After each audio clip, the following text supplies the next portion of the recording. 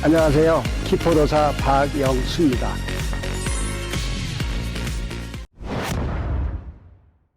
그 다음에 다음 단계로 실제로 경기하는 것처럼 해보겠습니다. 자, 그럼 어디에 서야 되느냐? 이게 중요하거든요. 자, 어린아이들은 중앙에 서라 그러면 중앙이 어딘지 정확하게 알지를 못하는 경우가 있거든요. 그래서 꼭 이렇게 표시를 해주고, 여기가 중앙이다, 이렇게 표시해주고 이렇게 라인 옆에 해주시면 좋습니다. 그래서 볼이 내 오른쪽에서 온다 그러면은 라인 위에 한 발을 올려놓고 씁니다.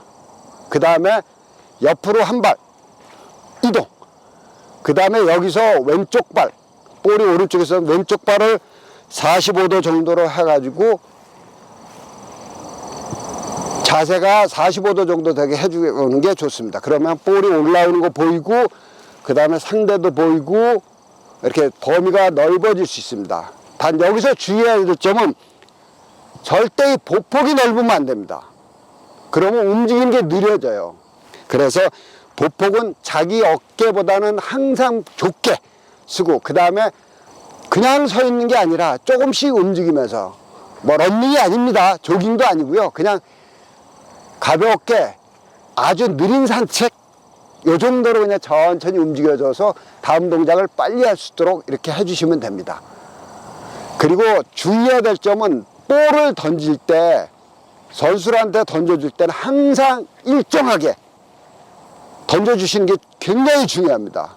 그래서 어린 선수가 요 정도 오는 거는 내가 갈 수 있구나, 요건 요렇게 잡았구나 하는 거를 알 수 있도록 그렇게 해주시는 게 굉장히 중요합니다. 짧을 때는 짧은 쪽에 항상 같은 위치, 중앙이면 중앙 같은 위치, 뒤쪽이면 뒤쪽에 같은 위치, 이런 식으로 계속 던져주면은 어린아이가 이 부분에 대해서 이해하기가 쉽고 자기 높이와 움직이는 감각을 익힐 수가 있습니다.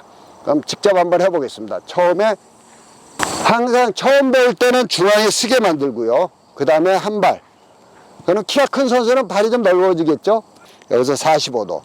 그 다음 볼을 앞으로 던져준다 그러면 항상 바깥발이 먼저 움직이는 것. 요걸 잊지 마시기 바랍니다. 그래서 하나, 둘 점프해서 요 앞에서 잡을 수 있도록 이렇게 훈련을 해주시면 좋을 것 같습니다. 그럼 처음부터 다시 해보겠습니다.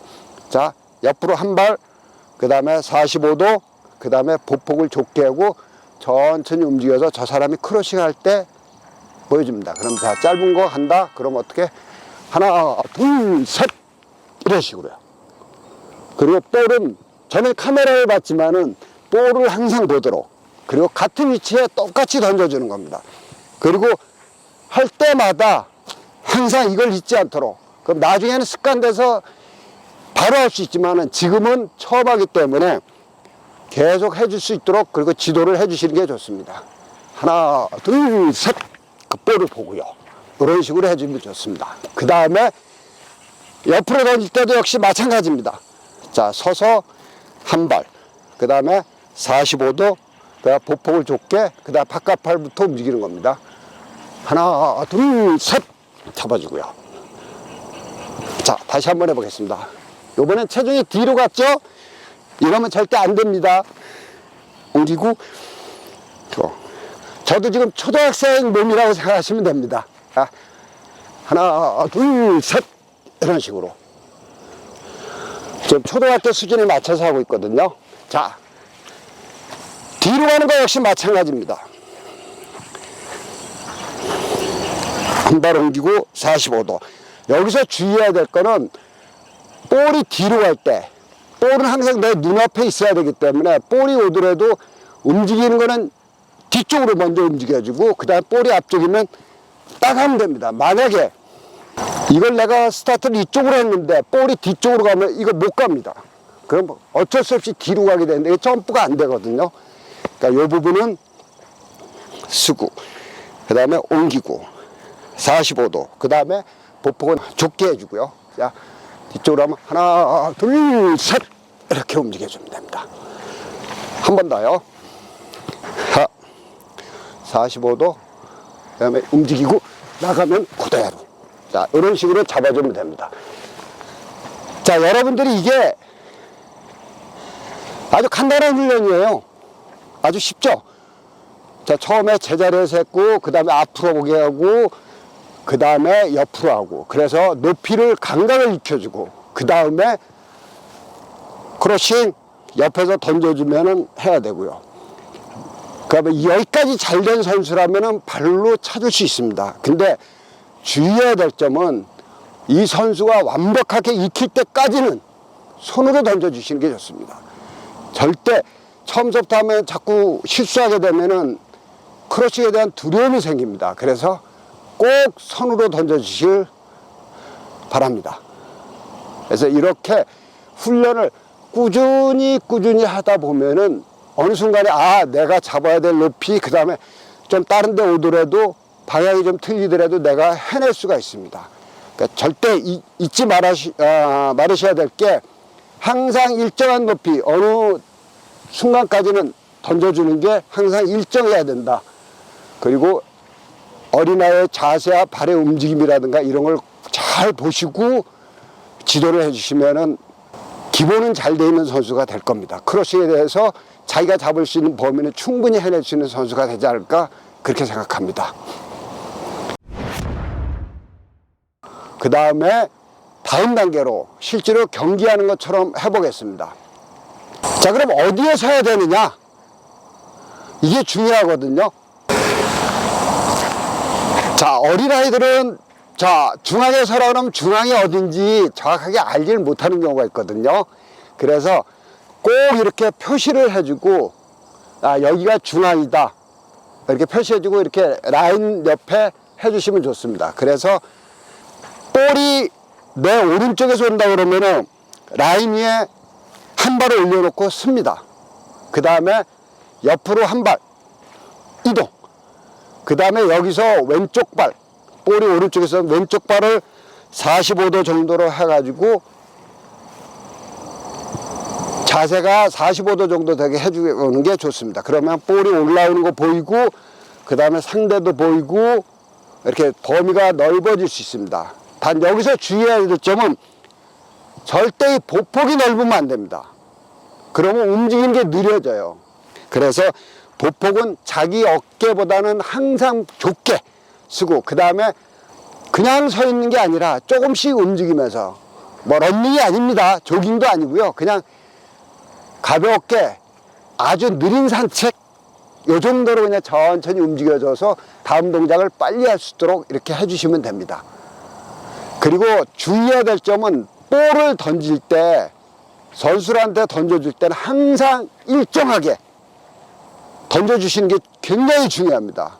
그래서 어린 선수가 요 정도 오는 거는 내가 갈 수 있구나, 요건 요렇게 잡았구나 하는 거를 알 수 있도록 그렇게 해주시는 게 굉장히 중요합니다. 짧을 때는 짧은 쪽에 항상 같은 위치, 중앙이면 중앙 같은 위치, 뒤쪽이면 뒤쪽에 같은 위치, 이런 식으로 계속 던져주면은 어린아이가 이 부분에 대해서 이해하기가 쉽고 자기 높이와 움직이는 감각을 익힐 수가 있습니다. 그럼 직접 한번 해보겠습니다. 처음에 항상 처음 배울 때는 중앙에 쓰게 만들고요. 그 다음에 한 발. 그럼 키가 큰 선수는 발이 좀 넓어지겠죠. 여기서 45도. 그 다음 볼을 앞으로 던져준다 그러면 항상 바깥 발이 먼저 움직이는 것. 요걸 잊지 마시기 바랍니다. 그래서 하나, 둘 점프해서 요 앞에서 잡을 수 있도록 이렇게 훈련을 해주시면 좋을 것 같습니다. 그럼 처음부터 다시 해보겠습니다. 자, 옆으로 한 발, 그 다음에 45도, 그 다음에 보폭을 좁게 하고 천천히 움직여서 저 사람이 크로싱 할 때 보여줍니다. 그럼 자, 짧은 거 간다. 그럼 어떻게? 하나, 둘, 셋. 이런 식으로요. 그리고 볼은, 저는 카메라를 봤지만은 볼을 항상 보도록, 그리고 같은 위치에 똑같이 던져주는 겁니다. 그리고 할 때마다 항상 이걸 잊지 않도록. 그럼 나중에는 습관돼서 바로 할 수 있지만은 지금은 처음 하기 때문에 계속 해줄 수 있도록, 그리고 지도를 해주시는 게 좋습니다. 하나, 둘, 셋. 그 볼을 보고요. 이런 식으로 해주면 좋습니다. 그 다음에 옆으로 던질 때도 역시 마찬가지입니다. 자, 서서 한 발.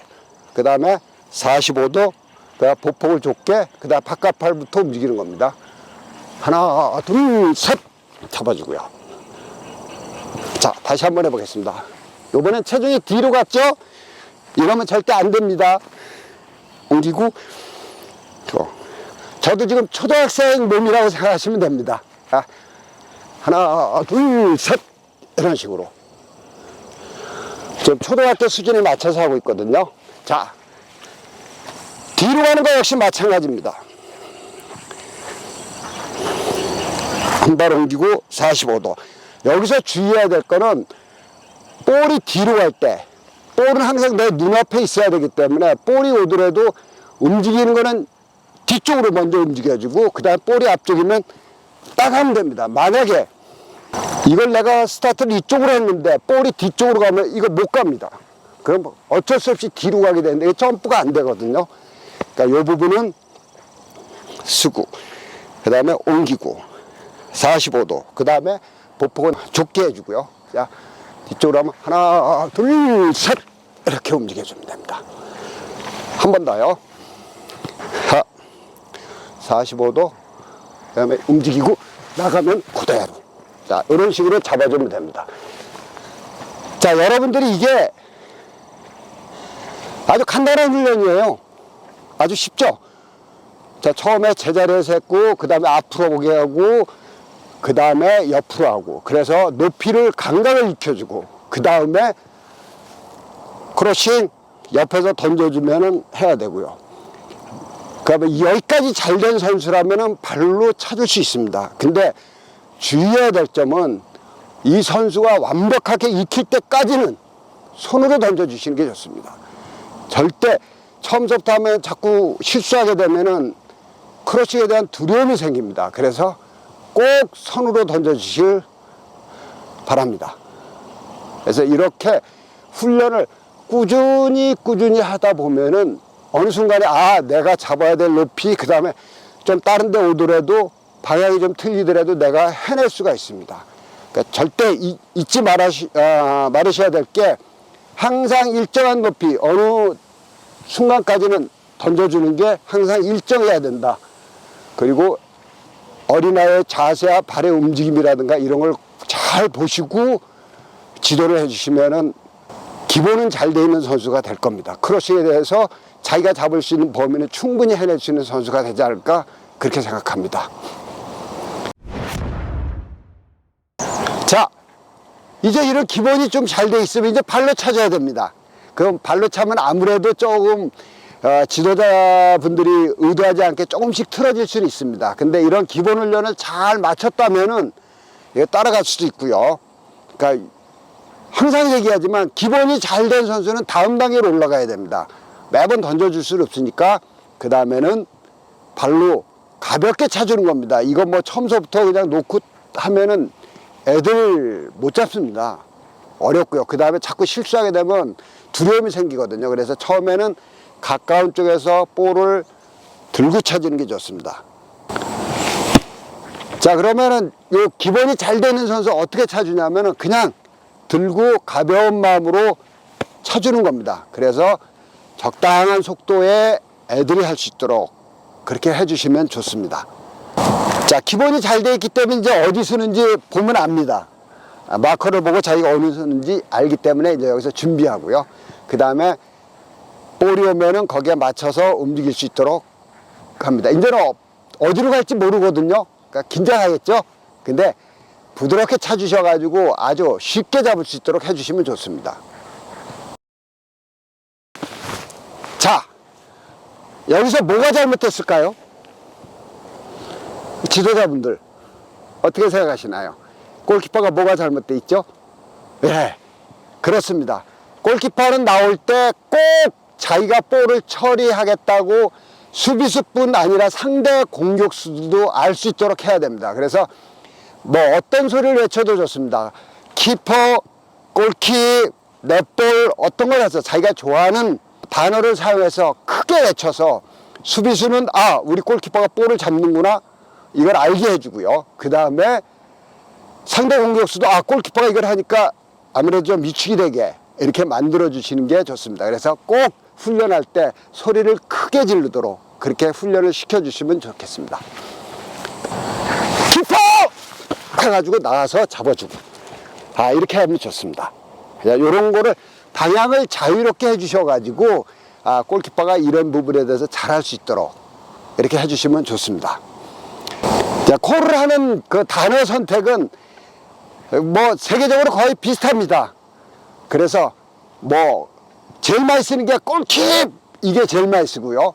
그 다음에 키퍼, 그 다음에 마이볼, 이런 정도로 씁니다. 어느 걸 선택해도 상관은 없습니다. 왜냐하면 훈련 때 우리 동료들은 내가 어떤 소리를 낸다는 걸 다 알고 있기 때문에, 그리고 그렇게 크게 소리를 치다 보면은 상대방도 알아듣습니다. 골키퍼가 나오는구나.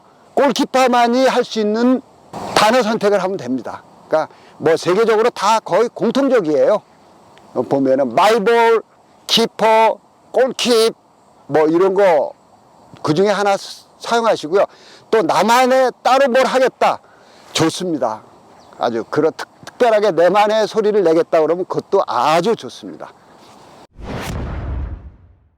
자, 여기서 어린애들이 골키퍼가 좀 이런 걸 잘 잡는다 그러면 꼭 하나 덧붙여 주시면 좋습니다. 어렸을 때 이게 습관되면 되고요. 주의를 살피는 훈련입니다. 그래서 어릴 때부터 이런 거 시켜주면 좋습니다. 제가 지금 이쪽에 마커를 하나 놨습니다. 저 마커를 항상 볼 수 있어요. 그래서 스타트 항상 훈련할 때 요 꼬레리아 부근에서부터 천천히 물러나면서, 왜냐하면은 크로싱이라는 거는 한 번에 따당해서 넘어오는 게 없어요. 시간적인 여유가 많습니다. 주위를 둘러볼 시간이 많거든요. 여기서부터 훈련을 시작해서 저 뒤를 한번 보면서 주위를 한번 살펴보고, 그래서 크로싱 올리는 사람, 그 다음 우리 수비수, 그 다음 상대 공격수가 어떤 형태인지, 혹시 특히 카운터어택, 역습을 당했을 경우에 공격수 혼자 오고 수비수 혼자 이렇게 막는 경우가 있습니다. 근데 수비수가 미처 상대 공격수를 못 보는 경우도 생기거든요. 그러면 굉장히 위험하니까 이거를 수비수한테 알려주는 겁니다. 그래서 물러나면서 주위를 한번 살펴보고, 그래서 어떻게 되는지, 그래서 올리는 사람과 이거를 보면서 항상 훈련할 때는 소리를 안 질러도 됩니다. 그 대신 꼭 손으로 한번 가리키는 연습을 해주시면 이 습관화 된다 그러면 어떻게 되어 있는지, 상황이 어떤지 분명히 알 수 있습니다.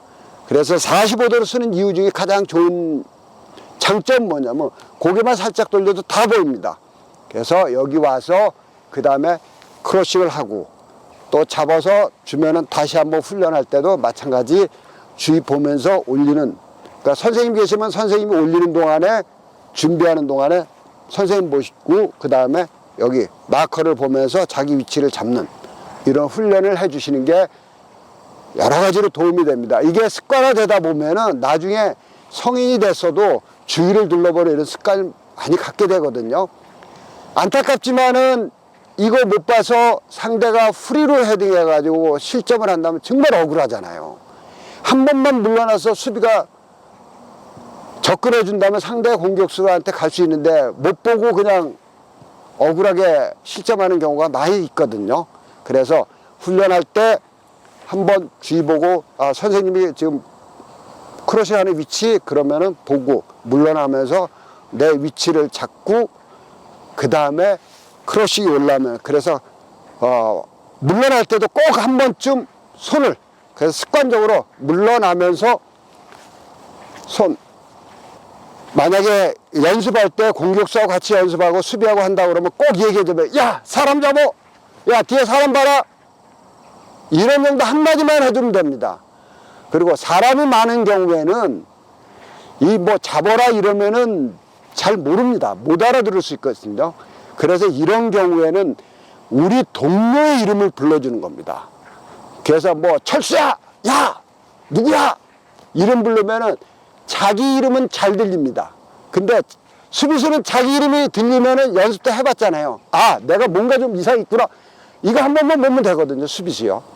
그래서 그런 게 어렸을 때부터 습관된다면 좋습니다. 그래서 물러나면서 연습 때는 그냥 단순히 손을 드는 이 훈련을 하고요. 시합 때는, 아니면 또 수비수하고 같이 훈련할 때 수비수의 이름을 불러줍니다. 야, 철수야, 아, 영수야, 뭐, 이렇게 불러주면 수비수는 자기 이름이 부르면 연습해봤잖아요.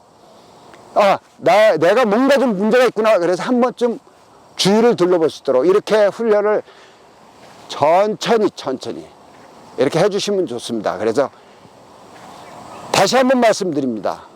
어렸을 때는 기본, 볼을 어떻게 잡고, 어느 발이 먼저 움직이고, 어떻게 쓰고, 내가, 나는 요쪽에 올 때 요 정도 높이에서 잡는구나. 이런 감각 훈련이 처음에 굉장히 중요합니다. 그 다음에 요게 잘 되면은, 그 다음에 볼을 손으로 던져줘가지고요. 그 다음에, 요럴 때는 내가 어느 발부터 나가서 잡는다. 그 다음에 해야 되는 부분이 가볍게 차주고, 그게 잘 되면 이제 뭐, 멀리서 차주는 거죠. 근데 그 멀리서 찾을 때는 꼭 주위를 한 번씩 둘러보는 습관. 이걸 어렸을 때부터 배우게 되고 몸에 익히게 된다면 성인 될 때까지도 항상 주위를 보면서 크러쉬 전에 둘러보면서 선수 이름을 불러주는 이 습관이 몸에 밴다고 그러면 아마 훌륭한 선수로 성장할 수 있지 않을까 그렇게 생각됩니다. 크러쉬이 어렵고 골이 굉장히 많이 납니다. 전체적으로 분석해보면 한 30%는 크러싱에서 나옵니다. 근데 그 중에서 60, 70%는 프리로 헤딩하는 거예요. 그러니까 이거를 좀 생각을 하시면은 이 훈련에 대해서 수비수하고 같이 훈련하고 특히 좌우 앞에 있는 선수를 앞에 있는 공격수는 사람들이 다 볼 수 있습니다. 근데 뒤에 있는 공격수는 잘 못 보거든요. 그래서 뒤에 있는 양쪽 윙백들에게 꼭 같이 훈련하면서 하면은 훌륭한 선수로 성장할 수 있을 겁니다. 크러싱 어렵지만은 충분히 해낼 수 있습니다. 어렸을 때부터 차근차근 배운다면은 좋은 선수로 성장할 수 있는 기본을 다지는 거니까 이걸 아시고 훈련을 좀 해주셨으면 좋겠습니다. 감사합니다.